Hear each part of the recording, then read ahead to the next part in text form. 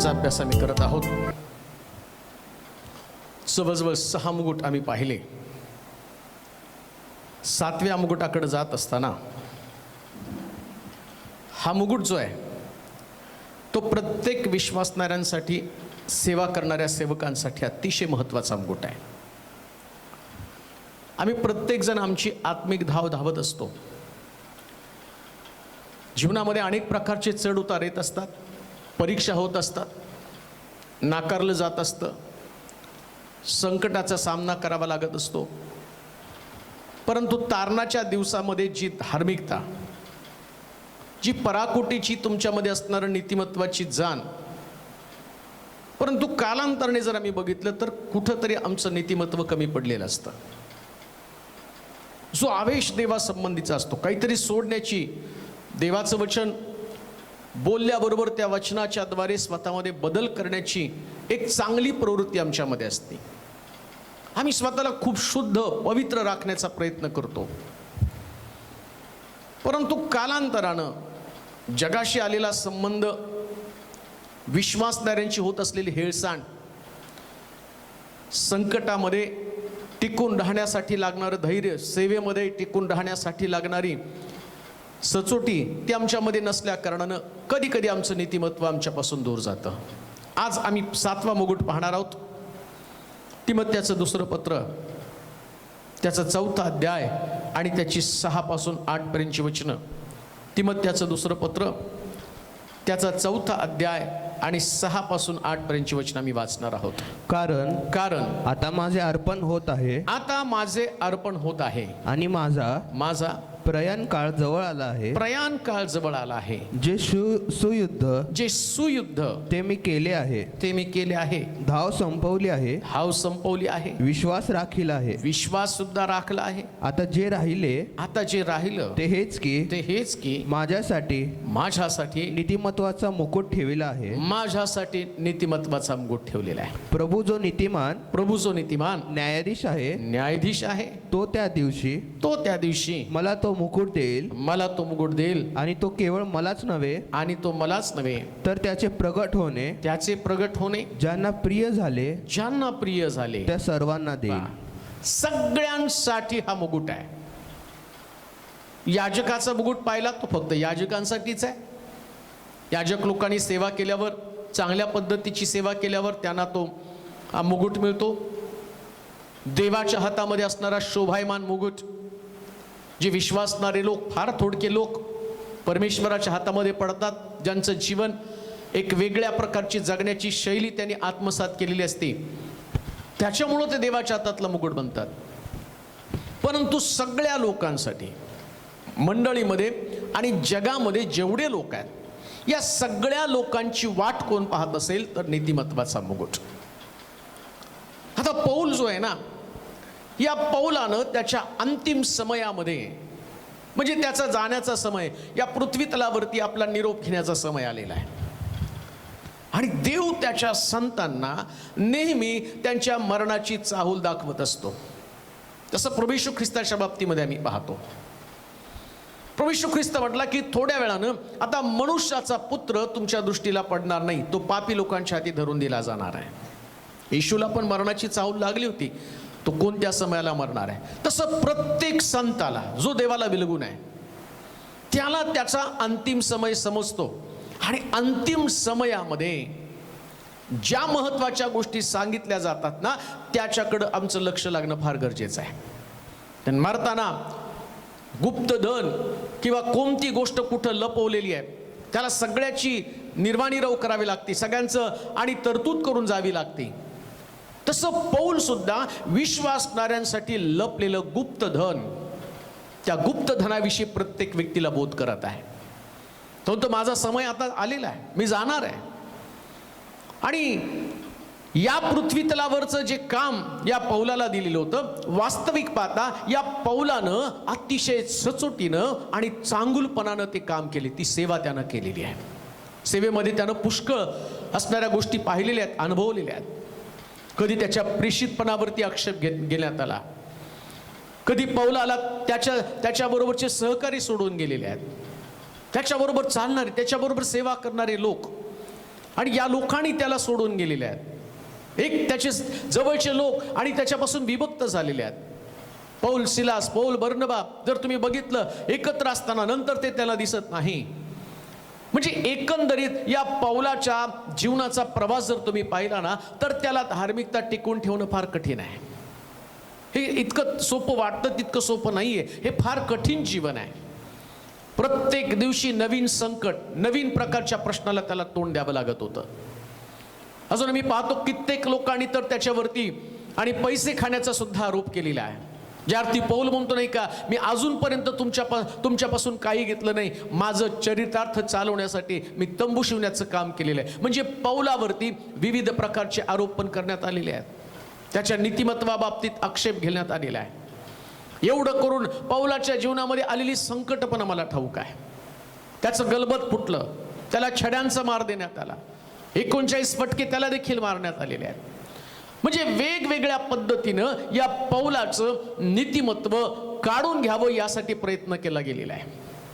कान देऊ नाही का, देवाच्या संतगणांसाठी सगळ्यात महत्वाची गोष्ट कोणती असेल तर त्याचं नीतिमत्व, त्याची धार्मिकता टिकवून ठेवणं. आणि धार्मिकता टिकवून ठेवण्यासाठी बायबल सांगतं तुम्हाला कसोटीतनं जावं लागणार आहे, त्रासातनं जावं लागणार आहे.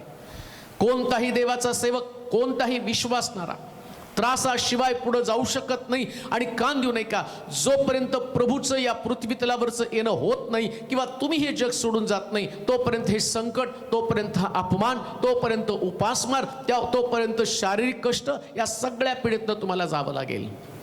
पौलाला देखील या शारीरिक असणाऱ्या पीडितनं जावं लागलेलं आहे. पौलाचा देखील अपमान झालेला आहे. पौलाच्या आध्यात्मिक जीवनावरती आक्षेप नोंदवण्यात आलेला आहे. त्याच्या धार्मिकतेविषयी शंका उत्पन्न केली गेलेली आहे. मग पौल म्हणतो ना, यहुद्यांमधला कट्टर यहुदी मी, म्हणजे त्याला सुद्धा त्याचं नीतिमत्व, तो किती नीतिमान आहे हे लोकांना सांगावं लागलं. म्हणजे भावनिक दृष्टिकोनातनं पण पौल पुष्कळ वेळा त्याला खचण्याचा अनुभव आलेला आहे. परंतु तरी सुद्धा पौल म्हणतो, या पृथ्वी तलावरती माझं आता काम संपलेलं आहे, मी धाव संपवलेली आहे. आणि आम्ही पाहतो नीतिमत्वाचा मुकुट मात्र मला मिळणार आहे. कोणाला नीतिमत्वाचा मुकुट मिळणार आहे? आम्ही पाहतो की वाचा बरं ते वचन, 7 वचन वाचा. जे सुयुद्ध मी केले, कोणाला नीतिमत्वाचा मुकुट मिळणार आहे? हा वाचा. जे सुयुद्ध ते मी केलेलं आहे, ते मी केले आहे, हा, धाव संपवली आहे. सगळ्यात महत्वाची गोष्ट, नीतिमत्वाचा मुकुट कोणाला मिळणार आहे तर नीतिमत्वाचा मुकुट जो चांगल्यासाठी युद्ध करतो त्याला. सुयुद्ध, युद्धाचा प्रकार आहे. काही लोक नुसतंच युद्ध करतात, पण बोलतो चांगल्या गोष्टीसाठी मी युद्ध केलेलं आहे. युद्ध करणं आणि चांगल्या गोष्टीसाठी युद्ध करणं या दोन गोष्टी भिन्न प्रकारच्या गोष्टी आहेत. आमच्या आपापसामध्ये युद्ध चालू असतात, परिवारामध्ये युद्ध चाललेले असतात, एकमेकाला आम्ही दोष देतो, वादाचे प्रसंग, भांडणाचे प्रसंग निर्माण होतात, ते पण युद्ध आहे. मंडळीमध्ये पण युद्ध असतं. एकमेकावरती आक्षेप नोंदवला जातो, अस्तित्वाविषयी शंका घेतली जातात. पुष्कळ प्रकारची युद्ध आम्ही करत आहोत. आम्हाला विश्वासाचं युद्ध लढावं लागतं. आम्हाला आमच्या आर्थिक प्रश्नाशी युद्ध करावं लागतं. युद्ध असंख्य स्वरूपाचे आहेत. पण पौलाचं युद्ध, तो म्हणतो मी सगळ्यापेक्षा वेगळं युद्ध लढलेलं आहे. कोणतं युद्ध? तो म्हणतो सुयुद्ध.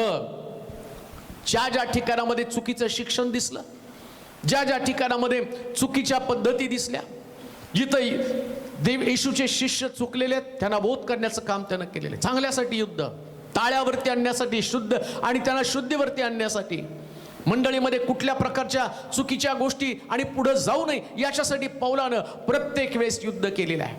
मंडळींना पत्र लिहिताना मंडळीमध्ये असणाऱ्या नेमक्या वर्मावरती त्यानं बोट ठेवलेलं आहे. तो म्हणतो मी ऐकलंय, माझ्या कानावरती एक गोष्ट आलेली आहे.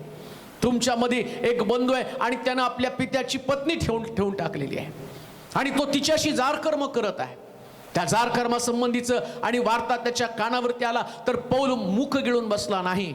पौलाला माहिती इथं मला युद्ध करावं लागणार आहे, कारण देवानं, येशूनं आपली मंडळी आणि रक्तानं खंडून घेतलेली आहे. आणि त्याला माहिती आहे की जर अशा पद्धतीनं मंडळीमध्ये हे शिक्षण राहील तर मंडळी भ्रष्ट होऊन जाईल. मग ख्रिस्ताचं बलिदान व्यर्थ जाणार आहे, येशूचं वधस्त मी जाणं व्यर्थ जाणार आहे. पुष्कळ वेळा लोक मंडळीमध्ये येतात परंतु ते कधी सुद्धा त्याच्यासाठी युद्ध करत नाही. पौल म्हणतो मी त्याच्यासाठी युद्ध केलेलं आहे. मंडळीमध्ये चुकीच्या गोष्टी तशाच असतील, मग तुम्ही या प्रकारच्या स्वभावानं मंडळीत जातात का? देव त्यांचा न्याय करेल. बायबल सांगतं, पौल म्हणतो, पाप करणाऱ्यांचा सर्वांसमक्ष निषेध कर, यासाठी की इतरास भय पडावं. देवाच्या लोकांनी नेहमी तिथं युद्ध केलं पाहिजे. तिथं त्यांना कळलंच पाहिजे ही गोष्ट चुकीची आहे. फिन्हासनं सुद्धा आम्ही पाहतो, एका व्यक्तीनं आणि तंबूमध्ये एका बाईला घेऊन आला आणि फिन्हास चवताळून गेला. कोण या व्यक्तीला बाहेर काढणारे? बाकीचे लोक रडले, पण फिन्हास चवताळून गेला आणि त्यांनी बर्ची घेतली आणि त्या मनुष्याला आणि त्या असणाऱ्या पत्नीला दोघांना त्याने खलास करून टाकलं. का? कारण फिन्हास सुद्धा युद्ध करणारा व्यक्ती होता. प्रियांनो, तुमचं आणि माझं युद्ध कुठल्या गोष्टीचं आहे? मंडळीमध्ये आम्ही जातो, परंतु नुसत्या त्या भावनेने जात आहोत का? आणि जे चाललं तसंच चालू द्या. कधी तुम्हाला वाटलं नाही इथं प्रतिबंध करावा, इथं त्या गोष्टीला अडवावं? आम्हाला असं वाटतं, नाही असं केलं तर लोक दुखावतील आणि चर्चमधनं बाहेर जातील आणि मंडळीमध्ये लोकसंख्या कमी होईल. मंडळीमध्ये नाही, देवाच्या राज्यामध्ये लोक गेले पाहिजे. देवाच्या राज्यामध्ये लोकांनी प्रवेश करण्यासाठी काही चांगल्या गोष्टीसाठी तुम्ही युद्ध केलं का? युद्ध करणं म्हणजे कधी कधी प्रतिरोध करणं, युद्ध करणं म्हणजे विरोध करणं. आणि आम्ही पाहतो की त्यांना अडवणं. जो तलवारीचा घाव पडत असतो ना, त्या तलवारीच्या घावाला आडवं होणं, ढालीचा वापर करणं आणि त्याच्यावरती हल्ला करून त्याला संपवणं म्हणजे युद्ध करणं. आमचं युद्ध त्याच प्रकारचं. चांगल्यासाठी युद्ध करणं, सुयुद्ध करणं म्हणजे काय? एखादा व्यक्ती जर चुकीचा आहे आणि त्याच्या चुका त्याच्या पदरामध्ये घालणं, त्याला शुद्धीवरती आणणं, त्याला ताळ्यावरती आणणं. बायबलमध्ये नियम दिलेला आहे.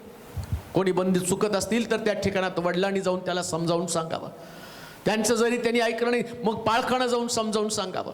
त्यांचंही त्यांनी ऐकलं नाही तर म्हटलं सैतानाच्या स्वाधीन त्याला करावं. एक युद्धाची पद्धत दिलेली आहे. पण चुका मंडळीमध्ये घेऊन मंडळी तशीच पुढे जाता कामा नये. आणि पौल म्हणतो, मी सुयुद्ध ते केलेले. वाचूया पौलाचं कसलं युद्ध होतं. गलतीकराचं पत्र 2 अध्याय त्याची 11 पासून 14 पर्यंतची वचनं. कशा पद्धतीने हे पौल युद्ध लढत आहे आणि कसं त्याने ते युद्ध लढलं. बऱ्याच गोष्टी, परंतु त्यातल्या काही गोष्टी आम्हाला जाणून घेणं फार गरजेचं आहे. गलतीकराचं पत्र 2 अध्याय 11 ते 14 वचनं. पुढे केफा अंतुखियास आला.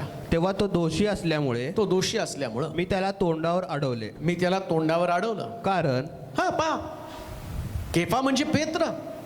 आता वास्तविक पाहता हा पेत्र सगळ्यात चांगला उपदेशक. आम्ही पाहतो की या पेत्राचं आणि सिनियरिटी जर तुम्ही बघितली तर येशूच्या जवळचा व्यक्ती हा साधा सुद्धा व्यक्ती नाहीये. हा पेत्र कोण आहे? तर ज्यानं पहिल्या उपदेशामध्ये या 12 शिष्यांपैकी राहिलेला 11 शिष्यांपैकी पहिला शिष्य कोण असेल तर हा पेत्र. या पेत्राच्या पहिल्या उपदेशामध्ये 3000 लोकांचं तारण झालं. 3000 लोकांचा बाप्तिस्मा झाला.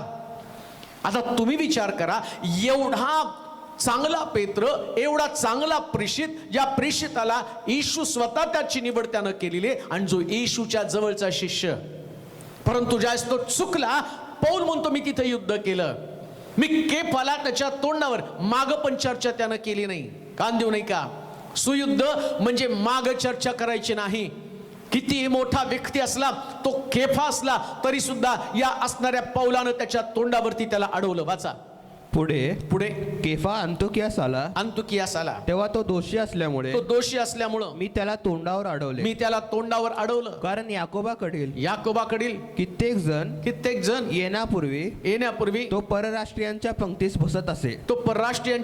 बसत असे. परंतु ते आल्यावर तो सुनता झालेल्या लोकांमध्ये भिवून माघार घेऊन. हा जो पेत्र, या पेत्राचं वैशिष्ट्य काय माहिती का? पूर्वी परराष्ट्रीय लोकांबरोबर तो जेवायला बसत असे.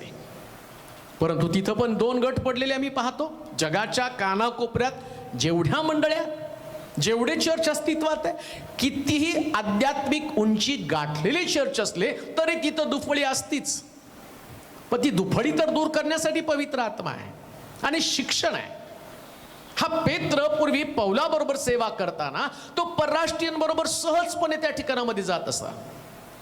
परंतु आता प्रॉब्लेम काय झाला? जे 10 शिष्य परत आले ना, हे 10 शिष्य कधी सुद्धा अन्य जातीच्या लोकांबरोबर पंक्तीला बसत नव्हते. आणि मग पौल आम्ही पाहतो की ज्यावेळेस हे सगळे लोक परत आले आणि आल्याबरोबर आता पेत्र अचानक त्यांच्यापासून बाजूला झाला आणि तो त्यांच्यामध्ये बसायला तयार नाही. मंडळीमध्ये अशाच प्रकारची प्रवृत्ती असते. कधी कधी अशाच प्रकारचं शिक्षण मंडळीमध्ये असतं. गट तयार व्हायला सुरुवात होतात एका गटात, आणि आम्ही पाहतो की चुकीचं शिक्षण, चुकीच्या पद्धती आणि या पद्धतीला अवलंब करणारे गट मंडळीमध्ये अस्तित्वात आहे. कधी कधी ज्या गोष्टी मंडळीसाठी हिताच्या नाहीत, विश्वासणाऱ्यांसाठी हिताच्या नाही, आणि त्या गोष्टी करणाऱ्याला विरोध करणाऱ्यांचा एक गट असतो. मग त्या ठिकाणामध्ये नीतिमान व्यक्तीचं काम काय? नीतिमत्वाचा मुकुट हवा आहे का? नीतिमत्वाचा मुकुट असाच मिळणार नाही. लोकांचा रोष तुम्हाला उडवून घ्यावा लागेल, त्यांचे दोष त्यांच्या पदरामध्ये घालावा लागेल. मग किती पण मोठा व्यक्ती असला, बायबल सांगतं हा पेत्र एवढा मोठा व्यक्ती होता, परंतु त्याची एक चूक, कान देऊ नाही का? कधी कधी एक चूक पदरामध्ये घालत घालत ना आम्ही असंख्य चुकांचा डोंगर उभा करतो. आम्ही म्हणतो काय हरकत आहे एखादी चूक त्यांच्या हातून घडली तर. नाही हो, आमचा देव जसा परिपूर्ण आहे तसं प्रत्येक सेवकानं परिपूर्ण व्हायला पाहिजे, प्रत्येक विश्वासणारे परिपूर्ण व्हायला पाहिजे. चुका करणं हा मानवी स्वभाव असला ना तरी त्याला दुरुस्त करणाऱ्या नीतिमान लोकांची गरज आहे. नीतिमत्वाचा मुकुट हा सगळ्यालाच मिळू शकत नाही, आहे सगळ्यांसाठी, पण त्याच्यासाठी तुम्हाला तुमचं नीतिमत्व आणि लोकांना दाखवावं लागेल. शास्त्र सांगतं धार्मिकता किंवा नीतिमत्व उदय प्रभेप्रमाण आहे, उगवत्या सूर्याप्रमाणे ते. सूर्य जसा तळपतो ना, वर येतो ना, तसं तुमचं धार्मिकता तुमच्या समोर पाप करणारा व्यक्ती खालीमान घालूनच थांबला पाहिजे, मग किती का मोठा असे ना. सेवकाची क्वालिटी ही त्याने आत्मे जिंकण्यावरती नाही, लोकांसाठी ती आत्मे जिंकणं आहे. परंतु देवासमोर एखादा सेवक ज्यास उभा राहतो ना, एखादा विश्वासणारा उभा राहतो, त्यावेळेस त्याचं नीतिमत्व तपासलं जातं. कारण बायबल सांगतं माझा देव हा नीतिमान न्यायाधीश आहे, तो नीतिमान न्यायाधीश आहे. म्हणून नीतिमान लोकांचं काम काय? अनीती कोणी करू नये, आणि करत असेल तर त्याच्या तोंडावरती त्याला बोलावं, जसं पेत्र त्या ठिकाणात तोंडावरती बोलत आहे. काय घडलं वाचूया. हा, कारण याकोबातील कित्येक जण येण्यापूर्वी तो परराष्ट्रांच्या पंक्तीत बसत असे. परंतु ते आल्यावर तो सुनता झालेल्या लोकांना भिवून माघार घेऊन वेगळा राहू लागला. त्याच्याबरोबर बाकीच्या यहुद्यांनी पण ढोंग केले. सगळे लोक पेत्र सरकल्याबरोबर सगळे त्यालाच अनुयायी. हेच गोष्ट मी तुम्हाला सांगत आहे. नीतिमत्व त्याचा मुकुट मिळण्यासाठी आता पौल म्हणतो ते मला मिळणार आहे का? कारण या पौलानं अगदी परफेक्ट शब्द वापरला. यांनी ढोंग करायला सुरुवात केली, धार्मिकतेचं ढोंग आणायला सुरुवात केली. आधी करत होता, आता कसं काय? पेत्रा एवढे दिवस पंक्तीला बसला, आज अचानक तुझ्यामध्ये कसं काय बदल झाला? आणि पुढे काय झालं ते इतके की बर्नबाही त्यांच्या ढोंगाने तिकडे ओढला गेला. आता पौलाचा साथीदार बर्नबा, पौलाचा असिस्टंट बर्नबा. परंतु एक व्यक्ती ज्यावेळेस चुकीचा मार्ग धरतो ना, काही लोकांना दाखवण्यासाठी, काही लोकांना खुश करण्यासाठी, बघता बघता एवढंच सुंदर शिक्षणामध्ये वाढलेला बर्नबा, आणि बायबल सांगतं तो सुद्धा यांच्या ढोंगाकडे ओढला गेला, त्यांच्या ढोंगाकडे ओढला गेला. हे एकमेकापासून स्वतःला अलिप्त करू लागले मंडळ्यांमध्ये, आणि आता फूट दिसू लागली मंडळ्यांमध्ये, दुफळी दिसू लागली मंडळीमध्ये. आता एक नवीन विश्वासणारे आणि जुने विश्वासणारे यांचा भेद दिसू लागला. मग पौल कधी स्वस्त बसणार नव्हता, कारण त्याला ठाऊक आहे मला नीतिमत्वाचा मुकुट मिळवायचा आहे. आणि जे चुकीचं ते चुकीचं आणि थांबवण्यासाठी मला प्रश्न पडतो, एवढा प्रभावी सेवक पौल 3 स्वर्गापर्यंत गेलेला, या पौलाच्या सेवेमध्ये हजारो लोकांचं, लाखो लोकांचं परिवर्तन होतंय, तारण होतंय. पुष्कळ वेळा मी पाहतो पौलातला अभिषेक एवढा जबरदस्त होता, मेलेले पौल जिवंत करतो. आणि असल्या पौलाचा असिस्टंट सुद्धा कधी कधी चुकीच्या शिक्षणामुळं, जे शास्त्रात नाही त्या गोष्टीच्या अधीन राहून तो पौलापासून अलग व्हायला सुरुवात करतो. म्हणजे शिक्षण किती भयानक आहे. मंडळीमध्ये तो प्रॉब्लेम येतात प्रियांनो. पौलाच्या विरोधामध्ये हे सगळे एकत्र आले असं दिसतंय त्या ठिकाणामध्ये. ज्या अर्थी पौल ते शिक्षण देतो ना, त्या अर्थी पौलानं त्यांना या गोष्टी सांगितल्या होत्या. काय सांगितलं होतं पौलानं त्यांना? त्याच्याबरोबर बाकीच्या यहुद्यांनी ढोंग केलं. ते इतकं की बर्नबा सुद्धा त्याच्या ढोंगाने तिकडे ओढला गेला. बर्नबाने पौलामध्ये फूट पडली. पुढे परंतु सुवार्तेच्या सत्याप्रमाणे सुवार्तेचं सत्य ते नीट चालत नाही, ते नीट चालत नाहीत असे मी पाहिले. तेव्हा सर्वांसमक्ष मी केफाला म्हटले, मी केफाला म्हणजे पेत्राला म्हटलं, तू यहुदी असताना परराष्ट्रीयांसारखा का वागतोस? परराष्ट्रीयांसारखा का वागतोस? यहुद्यांसारखा वागत नाहीस. अगदी तोंडावर सांगितलं. जे लोक ढोंग करून बाजूला चालले होते ना, या सगळ्यांना त्यांनी सांगितलं, अरे पेत्रा, एकालाच गाठून एक व्यक्तीला कान टोचले की बाकीच्या लोकांना वेदना जाणवल्या. त्यांना पण ते समजलं काय नेमकं पौलाला बोलवायचं आहे. पौल त्याला म्हणतो, अरे तू परराष्ट्रीयांसारखा का वागत आहे? कित्येक वेळा नीतिमत्वाचा मुकुट मिळवण्यासाठी आम्हाला लोकांना बोध करावा लागतो. परराष्ट्रीयांसारखं वागू नका. त्यांच्यासारख्या चर्चा, त्यांच्यासारख्या टवाळ्या, त्यांच्यासारखी बाष्कळ गोष्टी, त्यांच्यासारखे हास्य विनोद, त्यांच्यासारखी प्रेम प्रकरणं, त्यांच्यासारखी शिवीगाळ, त्यांच्यासारखा व्यवहार, त्यांच्यासारखं पॉलिटिक्स, त्यांच्यासारखं अशुद्ध जीवन, त्यांच्यासारखं निंदा करण्याची प्रवृत्ती जी बाहेरच्या लोकांमध्ये ती तुमच्यामध्ये कशी काय? कधी बोध करता आला? कधी तुम्हाला लोकांना सांगता आलं? तुम्ही तर स्वतःहून त्या राजकीय लोकांना थारा देता आणि तुम्हीच इलेक्शनमध्ये त्यांना वोटिंग करता. बायबलमध्ये इलेक्शन नाही, बायबलमध्ये सिलेक्शन आहे. तरी सुद्धा आम्ही चर्चमध्ये राजकारण आणलं, चर्चमध्ये प्रचार आणला, चर्चमध्ये राजकीय व्यक्तींना स्थान दिलं गेलं. परिणाम काय झाला? कधी बोध केला? कधी बोलला तुम्ही त्याला? कशी वडिलांची नेमणूक झाली, कसं वडील निवडलेले आहेत? मोशेनं सगळ्यांना, आणि मी पाहतो त्या वडिलांची नियुक्ती केली, मोशेने निवडले. परंतु आता लोक वडील निवडत आहे आणि त्याच्याबद्दल आम्हाला कधी खंत पण वाटत नाही, त्याच्याबद्दल आम्ही कधी बोध पण करत नाही, कधी वाईट वाटत नाही, कधी निषेध नोंदवत नाही. कारण आम्ही म्हणतो आहे तसं चालू राहू द्या. पौलानं तसं केलं नाही. पौल हा देवाचं वचन जाणून घेणारा होता, सत्य शिक्षण देणारा तो व्यक्ती होता. प्रियानो, जशी सुवार्ता त्यानं ऐकली तशाच पद्धतीची 100% सुवार्ता त्यानं लोकांपर्यंत पोहोचवली. सुवार्तेमध्ये भेळ मिसळ होता कामा नये, शिक्षणामध्ये भेळ मिसळ होता कामा नये. चालू द्या, असं चालत आहे. या गोष्टीनं मंडळीचं अहित होत आहे, या गोष्टीनं मंडळी आणि भ्रष्ट बनून चाललेली आहे. जसं आहे तसं चालू द्या ही संकल्पना डोक्यातनं निघून गेली पाहिजे. नीतिमत्वाचा मुकुट जर तुम्हाला मिळवायचा आहे ना, तर मंडळीमध्ये अशा गोष्टी असेल तर त्याचा निषेध करणारे पौलासारखं व्यक्तिमत्व आमचं असलं पाहिजे.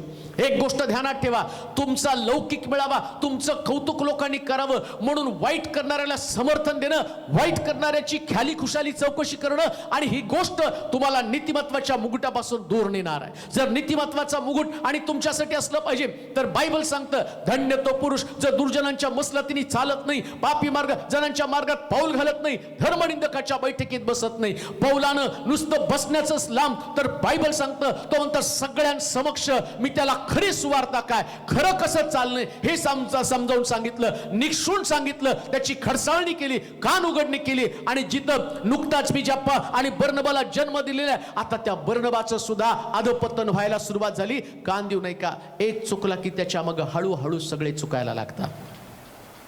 आणि नीतिमत्वाचा मुकुट तुम्हाला पाहिजे विश्वासणाऱ्यांना. नीतिमत्व हे सगळ्यांपेक्षा वेगळी असणारी गोष्ट आहे. तुम्हाला त्याचं तुमचं कॅरेक्टर सांभाळावं लागणार आहे, तुम्हाला तुमचं जीवन सांभाळावं लागणार आहे. स्वतःला सांभाळू नका, तुम्ही फेमस होण्याचा प्रयत्न करू नका. तुम्हाला ती गोष्ट आवडतच नसेल पण तरी सुद्धा तुम्ही आणि बोलत नाही, निषेध करत नाही, मग तुमच्यासाठी नीतिमत्वाचा मुकुट नाही. पौल गप्प नाही बसला, जाऊ द्या काय होतंय त्याला, आपल्याला काय करायचं, देव त्याचा न्याय करेल. नाही, पौलानं गेला, खडसावलं त्यांना, सगळ्यांसमोर समक्ष झापलं. कुणाला? पेत्राला. बर्नबाला नाही त्यानं झापलं, कारण बर्नबा पौलामुळं पेत्रामुळं भरकटला. पण ज्यानं त्याला भरकटायसाठी प्रोत्साहन दिलं ना, त्या पेत्राकडे जाऊन तो झापला. मंडळीमध्ये अशाच प्रकारचे असणाऱ्या पौलाच्या शिक्षणाची गरज आहे. कोण चुकतं, कोणामुळे भरकटून चाललेले लोक आहेत. मग भिडवाट ठेवू नका, नीतिमत्वाचा मुकुट पाहिजे ना, मग तुम्हाला त्या ठिकाणात बोलता आलं पाहिजे. त्यानंतर आणखीन एक गोष्ट आपण वाचूया, 7व्या वचनाकडे परत जाऊया. तर 2 तिमोथी 4 अध्याय त्याचं 7 वचन. कोणाला नीतिमत्वाचा मुकुट मिळणार आहे? सुयुद्ध करणाऱ्याला, चांगल्या गोष्टीसाठी युद्ध करणाऱ्याला. पुढे, जे सुयुद्ध ते मी केले आहे, धाव संपवली आहे, विश्वास राखला. दुसरी गोष्ट, धाव पूर्ण करणं गरजेचं आहे. धाव पूर्ण करणं गरजेचं आहे, अर्धवट नाही धावायचं. एकदा एकदा प्रभूला समर्पित झाला ना, मग नेमून दिलेल्या धावेपर्यंत धावण्याचा स्टॅमिना तुमच्यामध्ये असला पाहिजे. पुष्कळ लोक आत्मिक जीवनाची सुरुवात करतात, पण शेवटच्या टप्प्यापर्यंत जाऊ शकत नाही. शेवटच्या टप्प्यापर्यंत जाण्यासाठी तुम्हाला दिवस रात्र मेहनत करावी लागणार आहे. तुम्हाला कष्ट करावे लागणार आहे, लढावं लागणार आहे, उभं राहावं लागणार आहे. कधी पडणार, कधी उठणार, परत पडणार, परत उठणार, पण तरी सुद्धा तुम्हाला धावता आलं पाहिजे शेवटच्या क्षणापर्यंत. पुष्कळ लोक म्हणतात, एकेकाळी आम्ही तुमच्यासारखेच प्रार्थनेमध्ये होतो, अशीच तुमच्यासारखी सेवा आम्ही केली. मला एकानं सांगितलं, मी पण माझ्या तरुणपणात तुझ्यासारखाच आयुष्य होतो, आता तुम्ही तरुणांनी पुढे जा. काल एक म्हणतो, मोशे बरोबर चाललो त्यास मी 40 वर्षाचा होतो, आता मी 85 वर्षाचा आहे, मला अजूनही लढण्याची ताकद आहे, मला डोंगर द्या. हे कालिबासारखं व्यक्तिमत्व आमचं असलं पाहिजे. अजूनही धावत आहे, अजूनही प्रार्थना करत आहे, अजूनही आत्मे जिंकत आहे, लोकांना विश्वासामध्ये आणत आहे. कोणत्या परिस्थितीमध्ये मी माघार घेत नाही, कोणत्या परिस्थितीमध्ये माझ्या विश्वासामध्ये मी कमजोर झालेलो नाही. देवाचे प्रिय लोक, जे ध्येय तुम्हाला गाठायचं, जिथं तुमची आणि मर्यादेची खूण आहे, तिथपर्यंत तुम्हाला धावता आलं पाहिजे. कोणत्याही परिस्थितीमध्ये माघार घेऊ नका, शास्त्र सांगतं. आणि तिसरी गोष्ट त्यानं म्हटलं, नुसतंच मी धावलो नाही, तर धावताना माझा विश्वास मी टिकवून ठेवलेला आहे. खान देऊ नये. इथं धावत असताना कोणत्याही परिस्थितीमध्ये तुमचा विश्वास गळू देऊ नका, तुमचा विश्वास कमकुवत होऊ देऊ नका. कारण बायबल सांगतं, न्यायाधीश नीतिमान आहे, आणि न्यायाधीश नीतिमान असल्या कारणानं नीतिमान न्यायाधीश तुमचं नीतिमत्व तपासणार आहे. नीतिमत्व तपासल्याशिवाय, धार्मिकता तपासल्याशिवाय जो नीतिमान न्यायाधीश आहे तो कधीच तुम्हाला मुकुट देणार नाही. आहात कुठं? काय तुम्हाला वाटतं का हा नीतिमत्वाचा मुकुट इतक्या सहजतेने तुम्हाला मिळू शकेल? सगळ्यांसाठी आहे, पण त्याच्यासाठी सतत धावलो पाहिजे, सतत विश्वास तपासला पाहिजे. काय माझ्यामध्ये विश्वास तो आहे का तारणाच्या दिवशी होता तोच विश्वास आहे? तीच माझी साक्ष अजूनपर्यंत आहे, तीच माझी सेवा अजूनपर्यंत आहे, तोच माझा आवेश अजूनपर्यंत आहे? जर नसेल तर नीतिमत्वाचा मुकुट तुम्हाला कधीच मिळणार नाही. माघार घेऊ नका, थोड्याशा प्रश्नानं गर्भगळीत होऊ नका, उठा, परत धावायला सुरुवात करा. एक दिवशी नीतिमत्वाचा मुकुट तुमच्या डोक्यावरती असेल, आणि तुमचं धार्मिकता, तुमचं नीतिमत्व, जसं पौलानं सगळ्याला एक आदर्श घालून दिला, आणि पौल म्हणतो माझं अनुकरण करा, इतकं नीतिमान बना की लोक तुम्हाला अनुसरले पाहिजे. आपण प्रार्थना करू. माझ्या जिवंत गौरवशाली देवा, पुन्हा एकदा तुझी स्तुती करतो, तुझी आराधना करतो, तुझ्या पवित्र नामाला सन्मान महिमा देतो. तो आमचा नीतिमान न्यायाधीश आहे. नीतिमान न्यायाधीशाच्या हातामध्ये नीतिमत्वाचा मुकुट आहे. आज पौलासारखं प्रबळ धावणारं जीवन तू आम्हाला दे. कुठं अडखळू देऊ नकोस. अहो निर्बुद्ध गलतीकरांनो, सुरुवात आत्म्यानं करून शेवट देहानं करू पाहता काय? निर्बुद्ध लोक ते आहेत ज्याने आपली सुरुवात अतिशय सुंदर केलेली आहे, परंतु आता जर त्यांच्याकडे पाहिलं, त्यांचं आत्मिक जीवन संपुष्टात आलेलं आहे. त्यांना उभं करा. न्यायाधीश आपल्या हातामध्ये नीतिमत्वाचा मुकुट घेऊन थांबलेला आहे. ज्यांचं नीतिमत्व डागाळलेलं, आज ते पुन्हा एकदा येशूच्या रक्ताने त्यांनी धुवावं.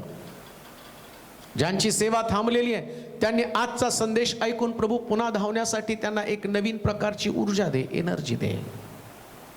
आपल्या प्रश्नाकडे पाहण्याच्या ऐवजी न्यायाधीशाकडे पाहणारी दृष्टी त्यांना दे. तुला धन्यवाद देतो, तुझी स्तुती करतो.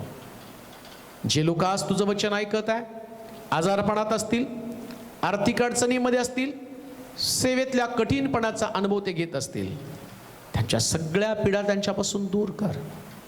आणि प्रभू पुन्हा एकदा त्यांना उभं करून अतिशय सुंदर प्रकारचं साक्षीचं जीवन जगण्यासाठी त्यांचं सहाय्य कर. येशूच्या नामात मागतो म्हणून तो ऐक. आमेन.